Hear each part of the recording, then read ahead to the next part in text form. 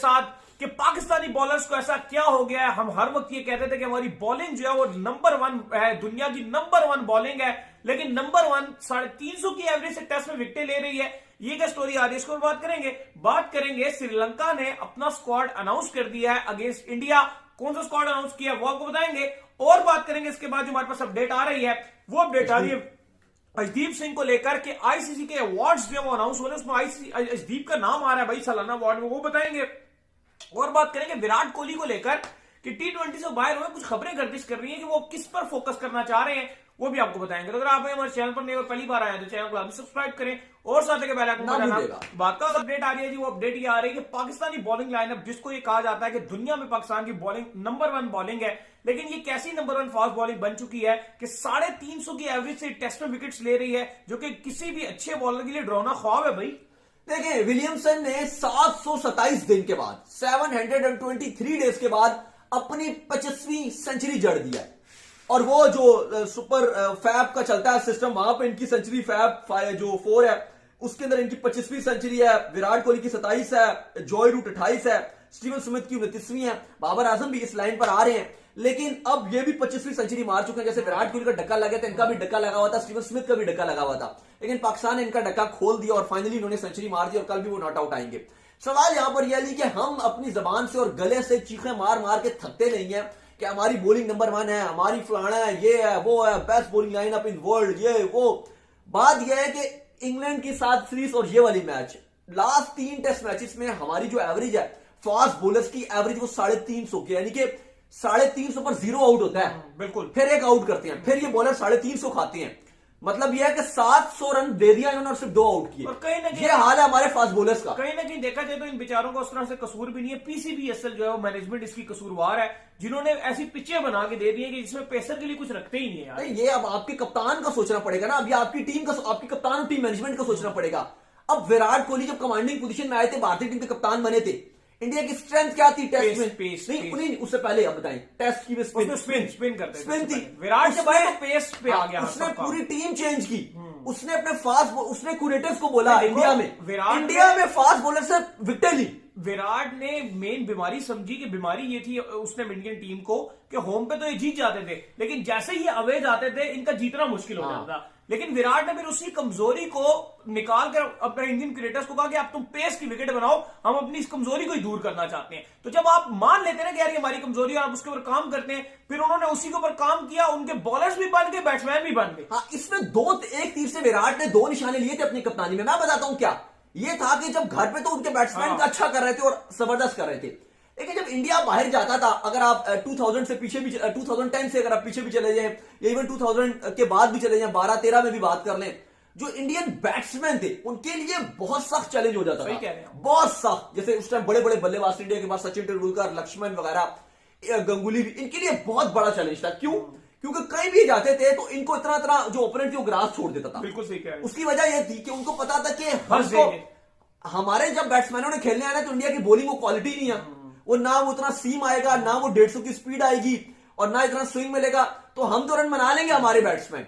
और जब हमारे बॉलर्स आएंगे तो वो पूरा ग्रास का और सीम का और स्विंग का पूरा फायदा उठाएंगे और इनके बैट्समैनों को आउट क्लास करेंगे, पूरा प्रयोग उठाएंगे। हाँ, ये फायदा हो रहा था, शक्तियों का पूरा प्रयोग उठाएंगे। विराट ने जो किया अली कि उसने घर पर भी अपने पेसर्स को संभाल किया, इतना कॉन्फिडेंस दिया कि तुम घर पर भी जितवाओगे, घर पर भी उनको प्रैक्टिस कराई, क्योंकि घर में आपके बैट्समैनों का वैसे भी पलड़ा भारी होता है टेस्ट में, एशियन कंडीशन में। तो उन्होंने इतना फास्ट बॉलर्स को चलाया कि वो भाई 3-3, 4-6 दिनों में आपने टेस्ट मैच देखे, ईशांत शर्मा जब बड़ा चल रहा था कि 2.0 चल रहा है, वो 5 पर विकेट ले रहा था ईशांत शर्मा। सही बात है घर पे यार। वो जो पिंक बॉल टेस्ट था मुझे याद है पिछले साल बांग्लादेश पिछले से मेरे 2 साल हो गए, बड़ा जिसमें ग्राउंड श्राउंड पूरा सजा दिया था, पिंक जो है इलाके को भी बड़ा पिंक कर दिया था।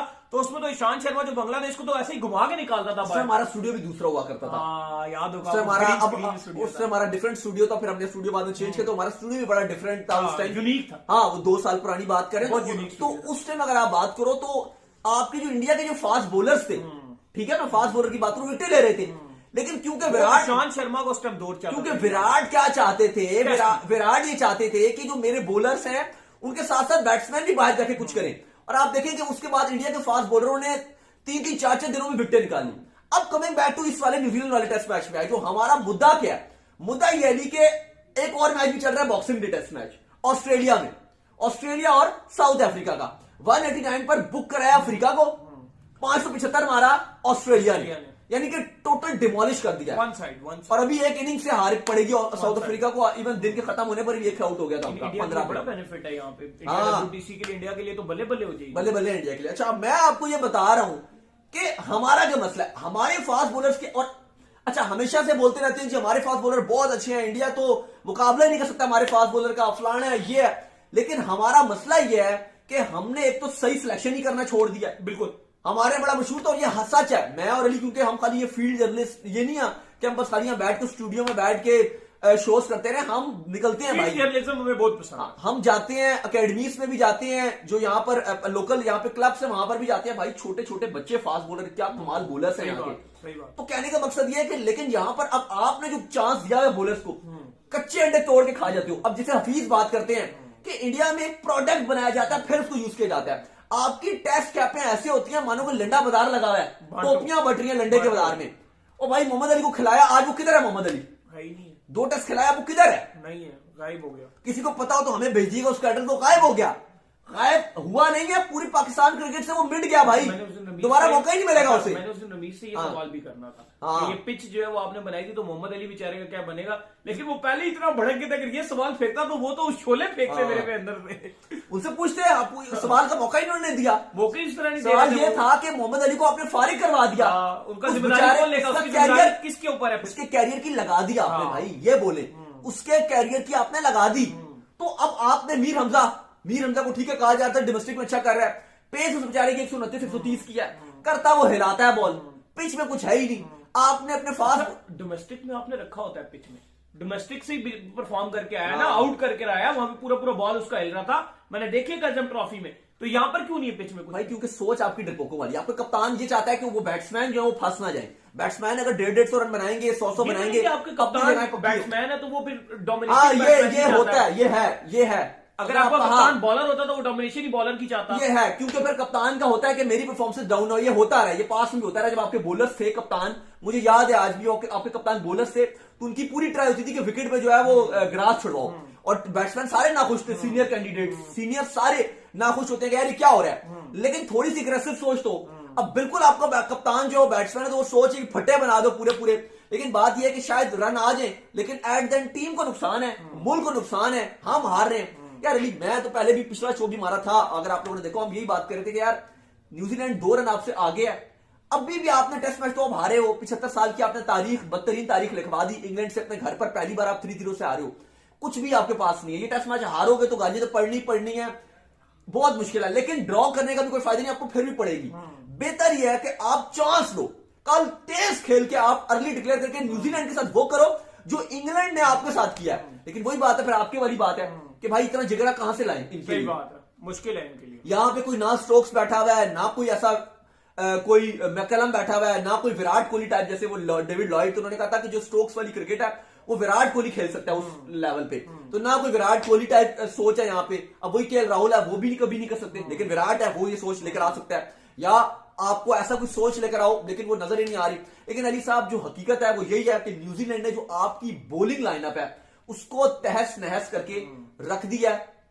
बस ऐसा लग रहा था कि दिहाड़ीदार मजदूर है, लग तो राइट तक ये टेस्ट क्रिकेटर है, खेल रहे हैं, बस सुबह से आए हुए हैं, बस बॉल डाल रहे हैं, इनका ड्यूटी है जी 1500 2,000 रुपए लेना शाम को और बॉलिंग को डाले, बस ये लग रहा था। ये लग नहीं रहा था कि ये मैच फीस है इनको मिलनी है, ये प्लेयर है, बस लगे हुए हैं, ना कोई इंटेंशन नजर आ रही है, ना फील्ड में जोश नजर आ रहा है, बस खेल रहे हैं। यार ऐसे टेस्ट क्रिकेट नहीं होती है यार, इंग्लैंड ऑस्ट्रेलिया में आप देखो टेस्ट क्रिकेट का पता चल जाता है कि टेस्ट क्रिकेट क्या होती है, तो आप टेस्ट क्रिकेट की बेइज्जती कर रहे हो, पर रन बन रहे हैं, सो रहे हैं, ना कुछ हो रहा है, ना मैच भी हारे जा रहे हो घर पे। यार होम एडवांटेज का भी कोई नाम सुना है आपने? होम एडवांटेज किस चिड़िया का नाम है? इनको ये बताओ कोई, कौन सी चिड़िया ये होम एडवांटेज? तो यार आपकी मैनेजमेंट को इतना नहीं पता कि रिजवान जो बेंच में बैठा हुआ है कप्तान करने भेज दिया, वो तो मैच रेफरी ने बोला भाई क्या पी हुए तुमने, कुछ होश में हो, अकल ठिकाने हैं, रूल्स पता है, रूल्स नहीं पता आपको। वो वर्ल्ड कप का मैच चल रहा था जो विराट कोहली की स्टंप पे लगी हो तो विराट भागना शुरू हो गए, तो रिजवान रो रहे क्या हो रहा है, ये क्या हो रहा है, ये क्या हो रहा है, ऐसे पास से पूछ रहे। यार तुम अर्ली पकड़ो उसको, तुम कर क्या, तुम बॉल को पकड़ो, रन आउट करो, वो लगे हुए अंपायर के पास चले गए। वो यार कमाल है यार, आपको रूल ही नहीं पता, अंपायर के पास चले गए यार ये रनिंग कर रहे हैं। बात ये कि तुम पहले बॉल पकड़ो, शाइन भी ढीले हुए हैं, उनको भी बोल रहे हैं कि उनको भी लगा कि शायद ये बोल रहा है रिजवान तो कोई वो हो गया, क्या कहते हैं कि ये रन ही नहीं बनेंगे। यार आपको रूल्स ही नहीं पता, आपके सकलैन बैठे हुए हैं, यूसुफ बैठे हैं, और पता नहीं कितने आपने प्लटून बैठाई हुई है, कप्तान बहादुर बैठे हुए। यार आपको रूल नहीं पता तो हमें बताओ, आपको लेक्चर दे देंगे पूरा रूल्स के बारे में। ऐसे नहीं होता यार। सही बात है। इसके आगे बाद चलिए। जो अपडेट आ रही है, जो हमारे पास वो अपडेट बात करते हैं खिलाड़ी नंबर 3 की, इंग्लैंड के आदिल रशीद। जी हाँ, इनको कैसे भूल सकते हैं हम। जिस तरह से अभी हुए वर्ल्ड कप में लेग स्पिनर का बोलबाला है, उस हिसाब से लेग स्पिनर अब T20 में भी हॉट प्रॉपर्टी हो गए हैं। और अब की बार का तो टूर्नामेंट इंडिया में ही होना है, यानी स्पिनर का और भी जलवा रहेगा ब्रदर। ऐसे में आदिल रशीद को पता है कि उनके कई कदरदान होने वाले हैं, और इसलिए उन्होंने अगले महीने होने वाले IPL ऑक्शन के लिए अपना नाम दे दिया है।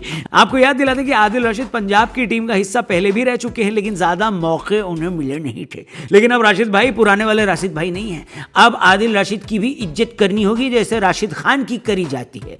फाइनल में आप उनकी परफॉर्मेंस देख लीजिए। पाकिस्तान को बैकफुट पर ढकेलने वाले वही थे। बाबर आजम को जिस गुगली पर उन्होंने आउट किया था, उस पर बाबर क्या कई सारे बल्लेबाज आउट हो जाते। ऐसे में आप 23 दिसंबर को होने वाले ऑक्शन में उन पर नजर रखिएगा। आदिल रशीद करोड़पति बनने वाले हैं। और जैसे आदिल रशीद मालामाल हो सके, खिलाड़ी नंबर 2 की मेरे हिसाब से इस ऑक्शन के बाद ऑस्ट्रेलिया के कैमरन ग्रीन के पास भी बहुत से ग्रीन कलर के नोट होने वाले हैं। कैमरन ग्रीन ने पहली बार लोगों का ध्यान इंडिया की T20 सीरीज में खींचा था, जो कि वर्ल्ड कप से पहले हुई थी। उसमें उन्होंने डेविड वार्नर की गैर मौजूदगी में ऑस्ट्रेलिया के लिए ओपनिंग करी, और फिर बड़े आराम से आकर चारों ओवर भी फेंक गए। भाई ऐसे ही खिलाड़ियों पर तो फ्रेंचाइजी पैसा लुटाता है। पंजाब और हैदराबाद जैसी फ्रेंचाइजी जिनके पर्स में 40 करोड़ के करीब है, ऐसे खिलाड़ी पर अगर 7-8 या कहो कि 10 करोड़ भी लुटा दे तो हैरान मत होइएगा, क्योंकि कैमरन ग्रीन के अंदर वो मादा है। उनकी काबिलियत का अंदाजा आप इसी बात से लगा लीजिए कि ऑस्ट्रेलिया ने वर्ल्ड कप से जस्ट पहले अपने खिलाड़ी जोश इंग्लिश को अनफिट घोषित करके कैमरन ग्रीन को अपनी टीम में शामिल करवा लिया। हालांकि उसके बाद भी ऑस्ट्रेलिया की हालत आप वर्ल्ड कप में जानते ही हैं, लेकिन कैमरन ग्रीन जिस भी IPL टीम में जाएंगे वहां छा जाएंगे। अब बात करते हैं खिलाड़ी नंबर 1, जो मेरे हिसाब से इस IPL ऑक्शन में सबसे महंगा बिकेगा।